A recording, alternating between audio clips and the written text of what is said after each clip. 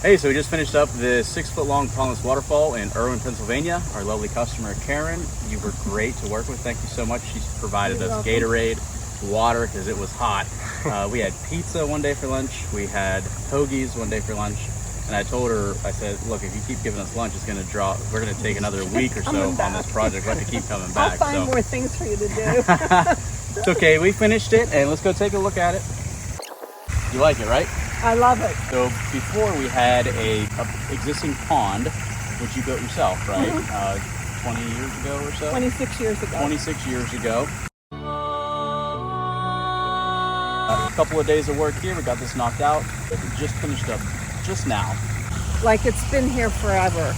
That it, comes down in 3 tiers. It's beautiful. I couldn't even have imagined how nice it would look.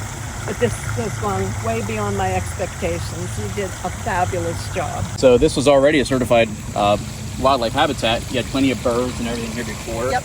It's going to be even more inviting to birds and pollinators now. Sure. So I'm looking forward to that.